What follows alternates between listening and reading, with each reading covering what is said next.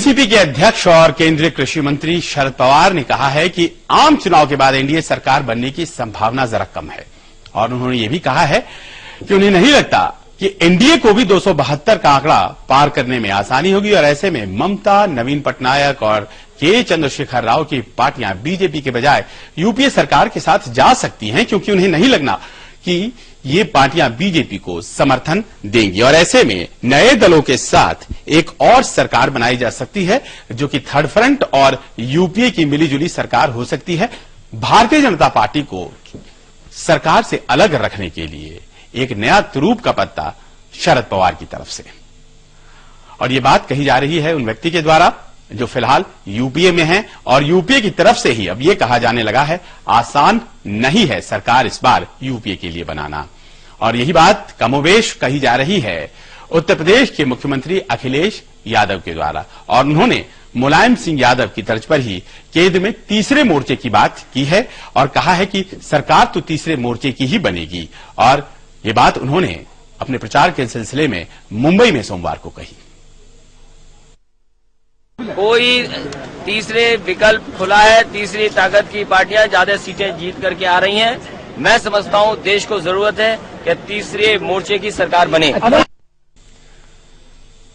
क्या ये कांग्रेस का प्लान बी है और कोई न कोई ऐसी समझ बन गई है तीसरे मोर्चे के साथ कि अगर भारतीय जनता पार्टी को दूर रखना है तो प्लान बी सामने आएगा, जिसमें कि यूपीए के दल मिलकर थर्ड फ्रंट से एक सरकार बना सकते हैं और एक नए तरीके का यूपीए 3 सामने आ सकता है। देखना पड़ेगा 16 मई को जब नतीजे सामने आएंगे। इस बीच समाजवादी पार्टी अध्यक्ष मुलायम सिंह यादव और पार्टी के नेता शहरी विकास मंत्री आजम खान लगातार लगे हुए हैं चुनाव आयोग के उस फैसले की मुखालफत करने में जो कि आजम खान को प्रचार करने से रोकती है। उन्होंने कहा है तुरंत ये बैन खत्म होना चाहिए, इजाजत मिलनी चाहिए और मांग रखी गई है चुनाव आयोग से कि माफी नहीं मांगी जाएगी और उन्हें इजाजत मिले अपना प्रचार शुरू करने का।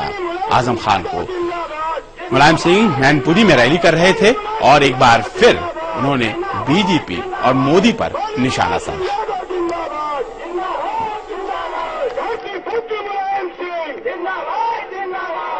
आजम खान को चुनाव में प्रचार करने नहीं दिया जा रहा, इसका बहुत मुझे अफसोस है।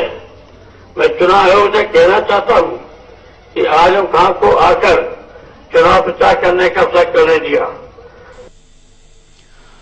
मुलायम सिंह हरदोई भी गए, हरदोई में आज भाषण दिया था नरेंद्र मोदी ने भी, और जब गुजरात मॉडल का बखान कर वहां से निकल गए तो मुलायम सिंह यादव ने कहा कि ये वही मॉडल है जिसमें पिछले 10 सालों में 7,000 किसानों ने गुजरात में आत्महत्या की है। ये कैसा मॉडल है?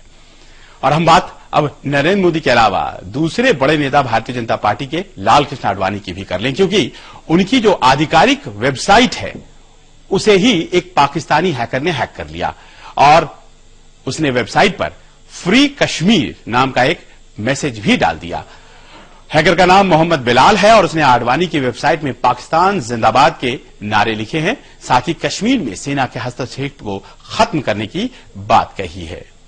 आपको याद होगा पिछले दिनों इस बात को लेकर के एक बहस छिड़ गई थी कि क्या नरेंद्र मोदी ने अपने दूत भेजे थे अली शाह गिलानी अलगाववादी नेता के पास और बाद में मना किया गया था। हालांकि गिलानी अब भी कह रहे हैं कि दूत आए थे, 2 कश्मीरी पंडित आए थे, लेकिन उसके तुरंत बाद आडवाणी की वेबसाइट को हैक किया जाता है और लिखा जाता है उसके ऊपर फ्री कश्मीर। साइबर सिक्योरिटी और भारत की सरकार और भारत के अंदर बैठी हुई साइट्स का ये हाल हो सकता है, तो ये तो भारत की साइबर सिक्योरिटी को जो है वो खतरा है। भारत सरकार इस पे क्या कर रही है वो सोचने का विषय है। आइए अब जल्दी से कुछ खबरें देख लेते हैं तेज प्रहार। बिहार के महाराजगंज से आरजेडी प्रत्याशी प्रभुनाथ सिंह के खिलाफ गैर जमानती वारंट जारी हुआ है। उन पर राजद्रोह और आचार संहिता के उल्लंघन के मामले दर्ज किए गए हैं। आरोप है कि उन्होंने लोगों से बोगस वोटिंग की अपील की। बिहार के मुख्यमंत्री नीतीश कुमार के साथ हेलीकॉप्टर में पॉलिथीन की थैलियां ले जाने को लेकर गंभीर आरोप लगने लगे हैं। आरजेडी और बीजेपी ने सीएम के हेलीकॉप्टर में ले जाने वाली थैलियों की जांच की मांग की है। कांग्रेस उपाध्यक्ष राहुल गांधी ने कहा है कि विकास के लिए गुजरात मॉडल से बढ़िया तमिलनाडु मॉडल है। राज्य के रामनाथपुरम में रैली करते हुए राहुल ने आरोप लगाया कि बीजेपी के घोषणा पत्र में भ्रष्टाचार से लड़ने के तरीके का जिक्र नहीं है। सोमवार को नरेंद्र मोदी मथुरा में बीजेपी उम्मीदवार हेमा मालिनी का चुनाव प्रचार करने पहुंचे। इस मौके पर हेमा ने लोगों से उनको जिताकर मोदी को प्रधानमंत्री बनाने की अपील की। कांग्रेस ने उत्तराखंड में प्रचार के लिए पैराग्लाइडर का इस्तेमाल करना शुरू कर दिया है। कांग्रेस इसके जरिए क्षेत्र में पार्टी का पैम्पलेट्स भी बांट रही है। नए तरीके से प्रचार हो रहा है। अब चलिए मंगलवार को कहां से कैसा प्रचार होगा और किस तरह का प्रहार होगा वो भी देख लेते हैं। नरेंद्र मोदी मंगलवार को महाराष्ट्र और आंध्र प्रदेश में रहेंगे और महाराष्ट्र के नंदुरबार और धुले, आंध्र प्रदेश के निजामाबाद, करीमनगर, महबूबनगर और हैदराबाद में वो सभाएं करेंगे। और दूसरी तरफ राहुल गांधी अपनी पार्टी के प्रचार कमान को संभाले हुए छत्तीसगढ़ के दुर्ग में लोकसभा क्षेत्र है उसमें चुनावी रैली करेंगे दिन के 2 बजे। वहीं बीजेपी अध्यक्ष राजनाथ सिंह उत्तर प्रदेश के हरदोई में, फर्रुखाबाद में, मैनपुरी में, औरैया, जालौन और लखनऊ में सभाएं करेंगे। लखनऊ से वो खुद चुनाव मैदान में हैं। मंगलवार 5 बजे छठे चरण का जो प्रचार है वो थम जाएगा क्योंकि 24 तारीख को चुनाव होना है, मतदान होना है छठे चरण का।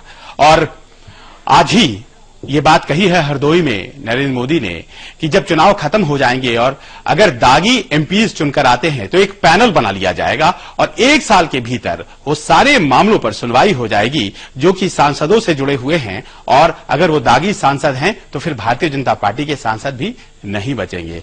लेकिन एक एनजीओ ने आकलन किया है और आंकड़ा ये कहता है कि कांग्रेस से अभी तक जो 6 चरणों के मतदान हुए हैं, छठा चरण होने वाला है, अभी तक कांग्रेस के जितने कैंडिडेट हैं उनसे ज्यादा दागी कैंडिडेट तो भारतीय जनता पार्टी ने ही लड़ाए हैं।